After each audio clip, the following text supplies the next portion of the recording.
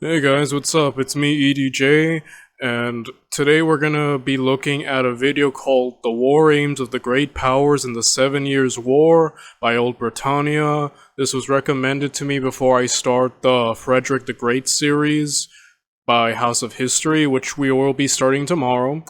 And yeah, overall, it's gonna be pretty cool because, I believe that it was the English that won the, 7 Years' War. And that's kind of the big one, but obviously the 7 Years' War was way more than between the English and the French. There's, obviously Prussia was involved, and this is where we're going to be picking up with Frederick as we follow mainly him. And yeah, overall, it's going to be kind of cool to see. We've kind of touched on this topic a bit, I believe, with the Austrian videos of the past, but this is a more focused look into the 7 Years' War.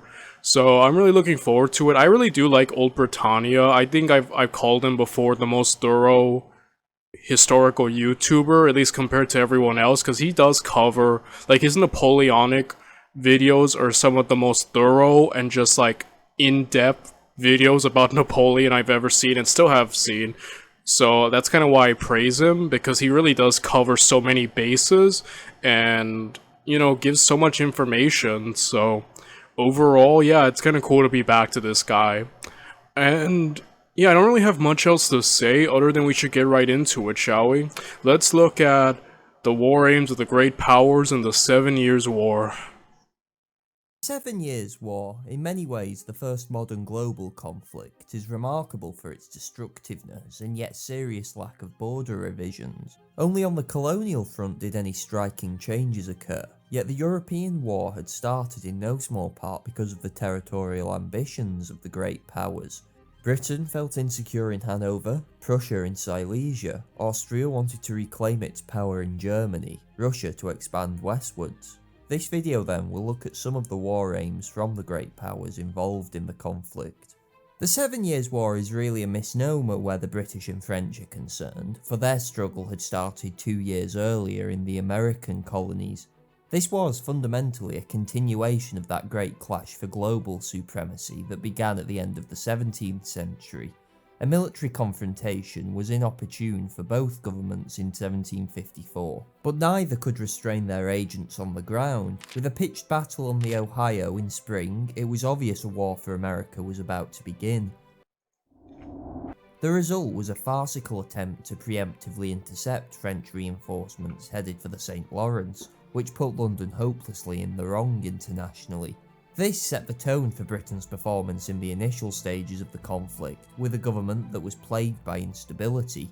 Each minister seemed to have a different idea of how it should be fought. George II thought protecting his electorate of Hanover was the main aim of British arms. Others wanted to abandon the continent completely and fight a purely naval campaign. The consequence was near catastrophe. Minorca was taken by the French in 1756, the Duke of Cumberland's army of observation in Hanover was forced back and pressured into concluding an armistice.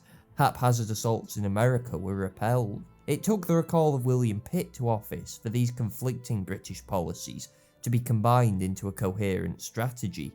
The aims defined by the Southern Secretary were in effect the maintenance of Britain's new ally Prussia, the defence of Hanover, and the conquest of America. None of these were original. Pitt's genius was in garnering widespread support for the war effort and pursuing his strategy with skill and efficiency.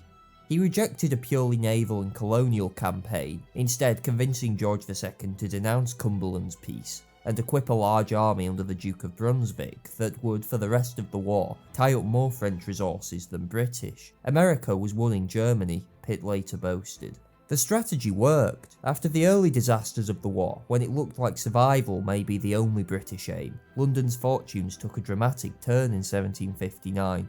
Naval victories at Lagos and Quiberon Bay wrecked French plans for an invasion of the home islands. In Hanover, the Battle of Minden kept the German war effort alive, and France locked in a quagmire. But the greatest spoils were to be had in America. The fall of Fort Louisbourg in 1758 opened up the way to Quebec, and the next year, General Wolfe won the most dramatic of British victories on the Plains of Abraham. Although the war would go on for 3 more years, it was clear by the end of 1759 that Britain was the victor. French imperial power in North America, the West Indies, Africa, and even Asia had been destroyed. Peace proposals could now be discussed. Britain's war aims were defined, rather generally, as an acceptable resolution to her North American gains, the return of Minorca, and the security of Hanover. These points seemed quite limited, because in essence the war had only been fought to begin with on the defensive principle of containing France. If Britain pushed for more ambitious aims and continued the conflict, it might precipitate a Spanish entry and expose the empire to strategic reverses. Spain offered to mediate a peace, but Madrid's terms appeared to be a return to the status quo antebellum. By this time, Pitt was sceptical of Spanish utility. He now feared that the new king, Charles, was planning to recreate the Spanish Mediterranean Empire, having left Naples and Sicily to his son rather than brother. In this sense, the war Pitt believed was coming with Spain took on the character of another succession squabble. The conflict with France thus continued, and Spain edged closer to war. Pitt argued for a preemptive strike against Madrid, seizing its treasure fleet for that year and bottling up its navy immediately. But the new king, George III, was unimpressed. He wanted the war ended rather than expanded, but neither would he accept Spanish demands for almost complete moderation in war aims. The public demanded annexations and satisfaction over issues like the Newfoundland fisheries. France refused, convinced they were close to acquiring Spanish assistance. In 1762 they finally got it. Pitt had by this time resigned from office in outrage, but it mattered little. British arms were ascendant and another string of colonial victories followed over the Spanish, specifically at Havana and Manila. Warring with two great powers, however, was expensive. Okay, so I will say though, there's a lot that I'm finding very interesting. Obviously the colonial aspect in North America, I think is an interesting thing, because obviously we've seen a lot about the colonialism of Europe across the world and how it almost kind of became like a race at some point, or really was just a race, and also the French presence and just how, you know, I believe we saw a video about how the French lost their overseas empire. I'm pretty sure it was Overly Sarcastic Productions. I could be wrong, it's been many moons since that video, but I do remember that. And so overall, yeah, reclaiming territory, that's on the overseas front, but I think the Hanover, which we do know, like, later on, is something that the British do lose, I believe. I think Napoleon used it as, like, a bargaining chip to try to secure peace, and that pissed off Prussia, if I remember correctly. But, and, you know, obviously the Napoleonic Wars is probably the follow-up. You know, I believe it's only like 50 years removed from Frederick, so it's still pretty close in terms of history, you know? So I do know Hanover eventually, the British do lose that. But they also do gain great influence in America, so there's kind of that I'm seeing. So there's that, and also I think another interesting aspect that I'm really looking forward to is seeing Spain in power, because there was a time where the Spanish were just like kind of the top dogs in Europe. I think especially during, like, we saw them kind of really powerful in the Italian wars, and, you know, obviously their Pike, Tercio? Point is, when they utilized pikes and guns, the Spanish were, like, at some point, like, yeah, the top dog in Europe. And also, you kind of do think about, like, when Spain and Portugal essentially had, like, let's conquer the world. You know, like, who's gonna conquer the world first? Like, they were really powerful at one point. I know, like, a lot of times when we covered Spain, it was definitely the Napoleonic Wars era of this channel, where they were kind of seen as second rate, or, like, you know, not even considered a great power by that point, and no one really took them that seriously. You know, and I mean, no disrespect, I'm just speaking of the way people Spain was portrayed during that time. But here it seems like Spain is still near its or at least still considered a great power and gonna probably be a major player. And it's cool to see Spain and friggin' France still going, kind of being chill with each other, oddly enough. And Yeah, at least big enough to where they feel like they can just mediate between um France and Britain. I have to say, I really love France and Britain have just been like one of the best rivalries in like history. Like they just keep going back and forth. But I find that I find their rivalry very interesting. And I know while we're gonna be covering mainly Frederick's exploits, it'll be kind of cool to see or hearing some of this old rivalry. Many now thought peace was long overdue. The debate raged in the patriotic press, in Parliament, and among the public over what the term should be. Some wanted Britain to hand Canada back to the French in return for their wealthy Caribbean sugar islands. Others suggested taking all America and returning Guadeloupe. A few suggested that Britain simply snatch the lot. The two main views were represented by the Duke of Bedford and Pitt. Bedford believed Britain should part with much of its conquered territory and offer a lenient peace to France. He made the case that What would you say to somebody? too harsh a treaty would extend the war unnecessarily, turn Versailles into a permanent enemy, and unfairly humiliate her. Yet Bedford's arguments were fundamentally naive. True, the conflict might have been extended by a more inflexible British position, but if it eradicated the possibility of a future war, it was surely worth it. His claims that France would be turned into a permanent enemy without concessions were invalidated by history. Choiseul continued to plot revenge, and Versailles showed no inclination to the same leniency when British power was humbled 20 years later. This was all foreseen by Pitt. In the Commons, he argued that Britain had the opportunity to completely destroy France as a colonial and naval power. The cost of continuing the conflict would be grievous, but Pitt countered that Britain could easily raise as Okay, the French financial situation was dire. It always is in these videos, isn't it? It seems like France just has a really bad economy every time we covered these videos. But Pitt was almost certainly underestimating their ability to continue the war. Part of the reason Boot was to be so open in negotiations was that he had been informed Versailles was able to fund another campaign of. Yeah, these two seem like two extremes, huh? One is very lenient, we don't want to make lifelong enemy, you know. Meanwhile, another is completely destroyed. Yeah, I guess both extremes, and the way old Britannia is putting it, that they're both kind of not, the best, at least as of right now. So maybe somewhere down the middle, you know? much as £15 million for another campaign, far more than the bankrupt French. The new Prime Minister, Bute, chose to lean on Bedford's strategy. He aimed not so much to reduce French power, but to lay the foundations for a lasting peace. Bute settled for the annexation of Canada and Florida, trading Belle Isle for Minorca, and returned Guadeloupe and Martinique to France. Havana and Manila were to be handed back to Spain, the East India Company was left ascendant on the subcontinent, and the French boxed into a few remaining trading ports. The most glaring failure of British negotiation was the Newfoundland fisheries, in which France retained a stake. This seems like a minor term, but the fisheries provided a pool of trained manpower for the French Navy. It was these seamen that were to make up the backbone of the fleet that secured the Atlantic for that crucial period of time in the American War. Oh, the peace wow. also served to isolate Britain on the continent. George III, who thought the German war too expensive, had rerouted Frederick II's subsidy to the Portuguese theatre, and Bute had effectively cancelled the alliance, instead trying to force the Prussians to compromise with Austria. The friendship Pitt had thought crucial for London's future prospects had been terminated for the sake of peace.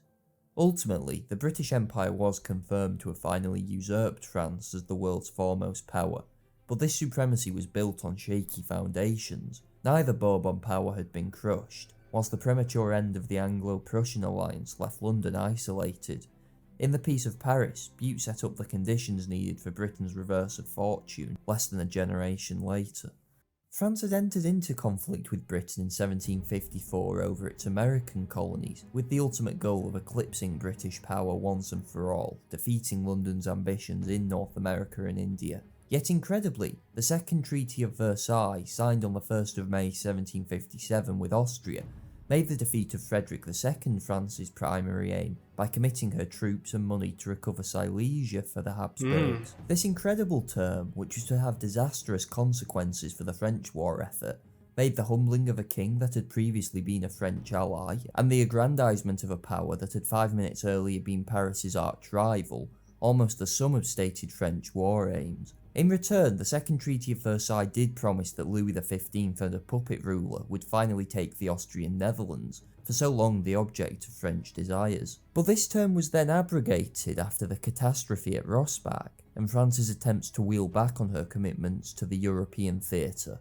The terms of the Second Treaty of Versailles were in many ways baffling. Even if the defeat of Prussia had been as swift as Kaunitz and Pompadour hoped, it is unlikely Louis would have endorsed the complete partition of the country, lest Austria secure too much power in Central Europe. But it then begs the question as to why Versailles agreed in the first place to commit its resources to the continent, when it was evident the real battle would be fought in the colonies and on the high seas. Yeah, that's an interesting thing. That's what I was thinking at the same time too. When Choiseul finally ascended to office, did French policy garner some semblance of coherence, though even he hoped for at least victory in Hanover, not for the sake of conquest, but as a bargaining chip to restore the rapidly collapsing French colonial empire.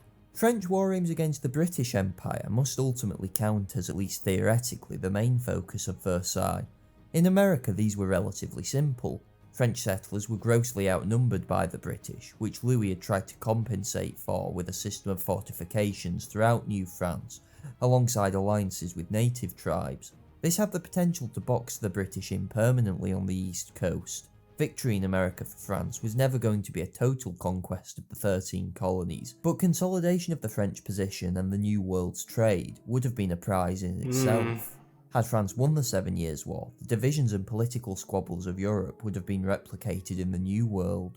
In India, the French were already facing financial trouble, but did have a chance to make some progress. If the British could be defeated, the type of local alliances and tributary systems that became open to Calcutta would have been accessible for the French. Instead, France and her allies were pinned back and destroyed as a force in the subcontinent by Clive and Coote. The vaguer and more general hope of simply conquering and defeating Britain was also a part of French war aims. Previously, Versailles had planned to restore the deposed Stuart dynasty, but upon meeting Bonnie Prince Charlie, Choiseul was so unimpressed he effectively gave up on the idea. Thus, conquering Britain largely became an end in itself. Preparations were advanced for such an invasion when Hawke wrecked the French fleet, finally ending these hopes. Ultimately, the 7 Years' War was a near total disaster for France. All of America either fell to the British or was bartered away to Spain, though Paris did retain a stake in the Newfoundland fisheries. French trade and influence in India was almost eradicated.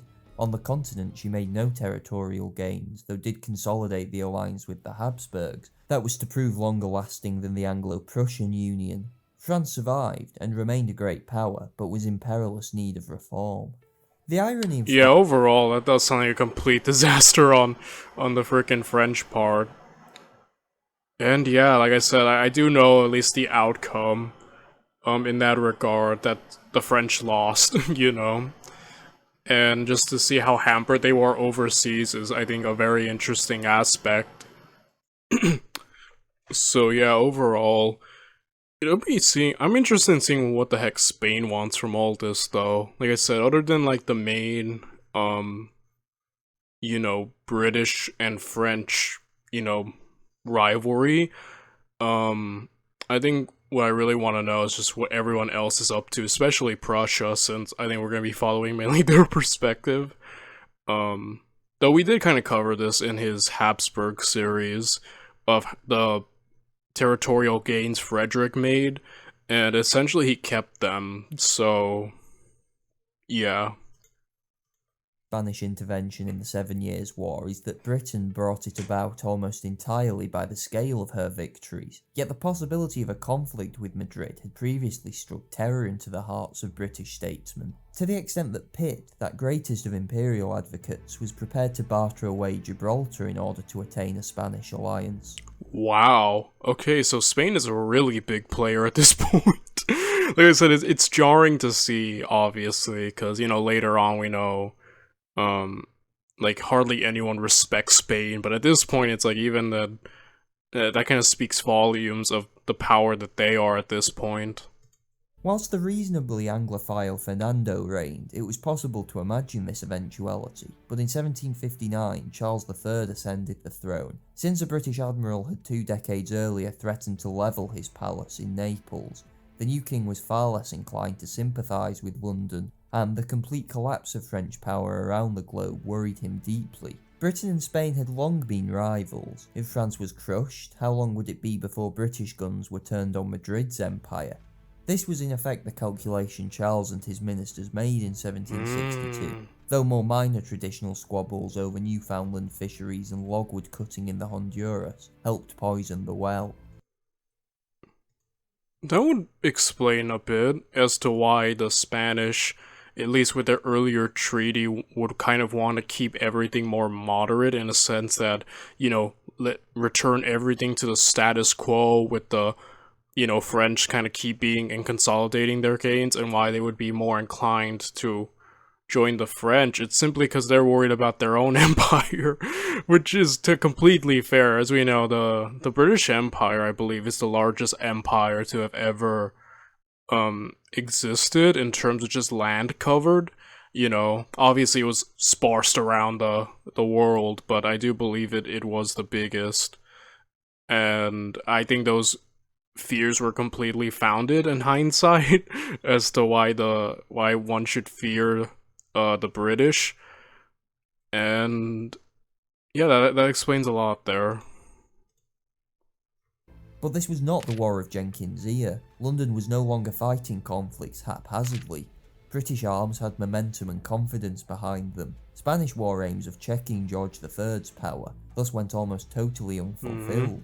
British triumphs continued across the colonial theatre. A Spanish invasion of Jamaica never materialised. Instead, Havana and Manila were seized, while Gibraltar, which Spain might have gained bloodlessly just a few years earlier, was basically ignored. Charles hoped that conquering Portugal and Lisbon may make up for this. If successful, it could deprive Britain of a significant naval and commercial base on the peninsula, but Spanish armies proved incapable of such an ambitious goal. In the end, London's power was not checked, indeed it may well have been enhanced. Spain was locked out of the Newfoundland fisheries, British logwood cutters were to be tolerated in the Honduras, Manila was handed back in return for a promised payment, and all American land east of the Mississippi was ceded to Britain. The war was by no means a catastrophe for Spain. She was able to dither on paying the Manila ransom, and was compensated for the loss of Florida with Louisiana. But it did show that the Spanish Empire was in desperate need of reform, which Charles was to undertake energetically. One goal had overall, yeah, I guess the overall goal seemed to be kind of checking the UK, and that seemed to have failed completely, but they still gained from it, so I guess not a complete L. Cool.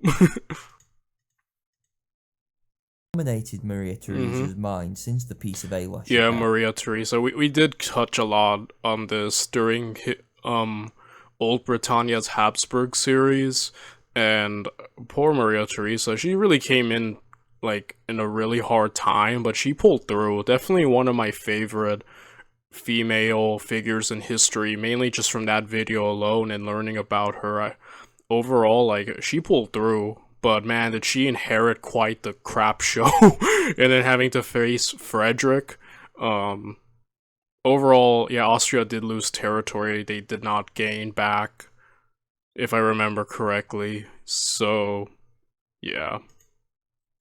In 1748, so much so it had stopped Austria from actually signing the treaty. The reclamation of Silesia from Prussia. It was not just that Silesia had been the most prosperous part of the Habsburg monarchy, more than that, it represented an affront to the Empress's imperial dignity from an upstart prince. Even Frederick was impressed by the way she reorganised her realms and armies in the 8-year truce. Reconquering Silesia was so all-consuming in Austrian foreign policy that Maria Theresa was even willing to listen to Kaunitz's arguments for making peace with the Habsburgs' perennial foe, France, and sacrificing the Austrian Netherlands. Yet the matter went even further than this. The 7 Years' War was, for her, very much a personal battle with the Prussian king. In the end, God will have pity on us and crush this monster, she declared.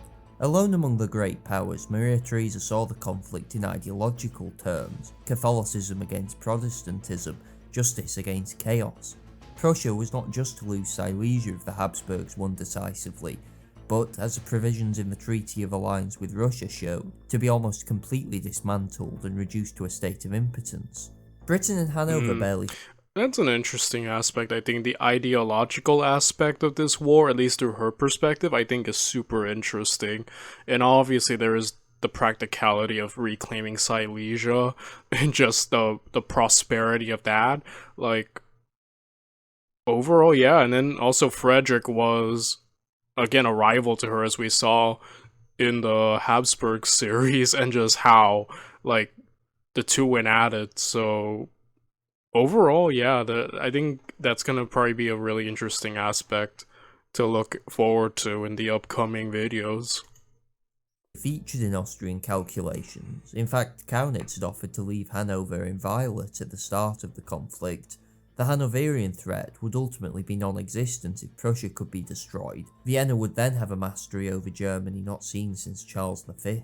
These aims did not change to any great degree as the conflict went on. The overwhelming coalition Kaunitz had assembled meant the clash never really became a war of survival, as the previous Austrian succession had been. Even when the alliance with Russia and Sweden collapsed in 1762, Frederick had only the strength to clear Silesia, and had to accept Maria Theresa's son as Holy Roman Emperor in the next election. Ultimately, for all the undoubted skill of both the Empress and Kaunitz, fate and Frederick's generalship conspired against the Habsburgs. France took little part in the Prussian War after 1757, Daun's snatched stalemate from victory in 1759, and the Russian alliance collapsed before an exhausted Frederick in 1762. Silesia remained Prussian, and Frederick maintained a controlling voice in German affairs, as the War of Bavarian Succession would show. But his aggressive inclinations of days prior had at least been checked. Yeah, definitely. I'll say, like, poor Austria. Their bad luck was kind of legendary. But still, at least it was definitely overall a much better front. Like, before, when they faced Frederick, it really was just survive the objective, you know? This one was a lot more, like, you kind of see Austria pulling a lot more strings in terms of the coalition and whatnot. So definitely, I think there is a type of, like, I suppose you could say prestige or power in that alone. Granted, everything fell apart, but you know what I mean, for a while there. That's a pretty cool aspect, I think. Overall, despite the ultimate failure of their war goals, the Habsburg position was fairly solid at the end of the 7 Years' War, but the Prussian tumour would only continue to grow. For Prussia, the only war aim of any significance was simply that of survival. Frederick's control. Dude really just said objective survive.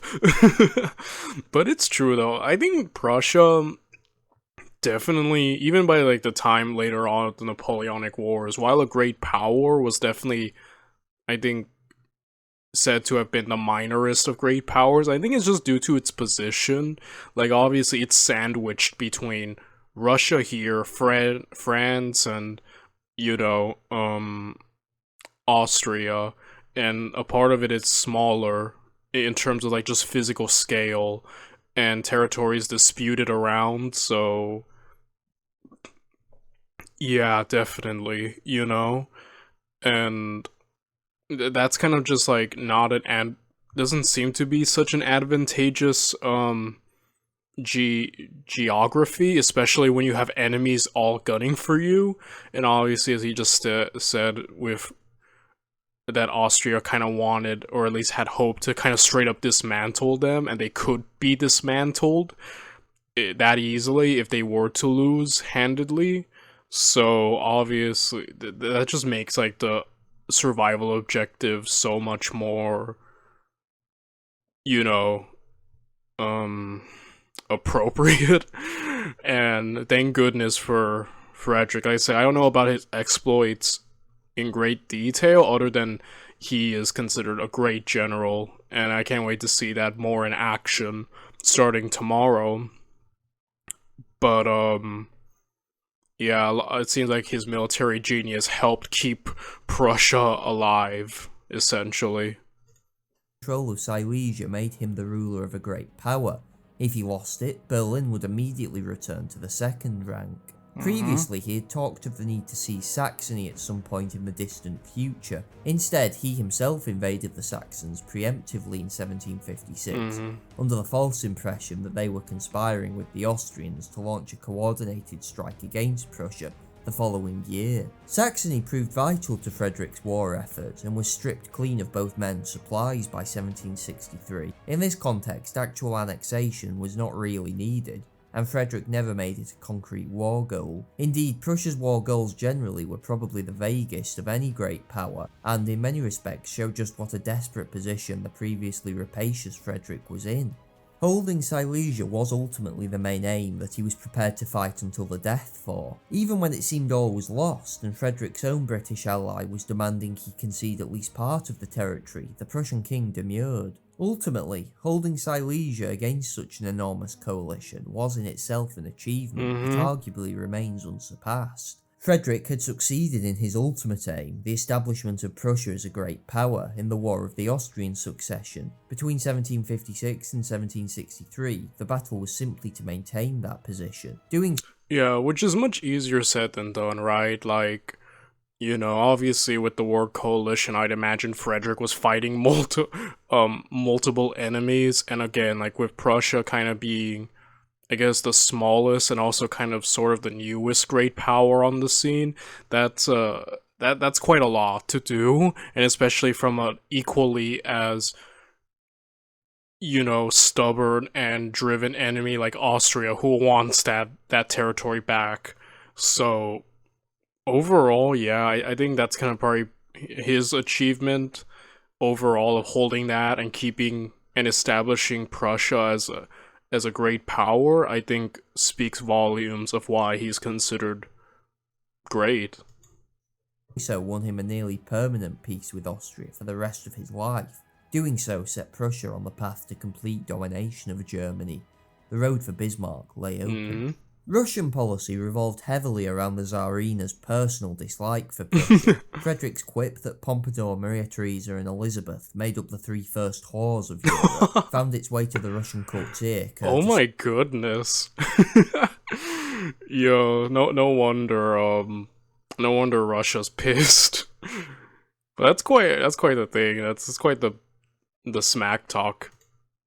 The Austrians. More practically, Russia fundamentally had two aims in regard to Prussia. First, to weaken it as a power, so as to destroy Berlin's growing influence in Poland, which St. Petersburg hoped to totally dominate. And secondly, to actually annex East Prussia. There was a vague belief this would then be swapped for territory in Courland, though the extent of this proposal is unclear. Fundamentally though, Prussia was not destined to be Russia's enemy.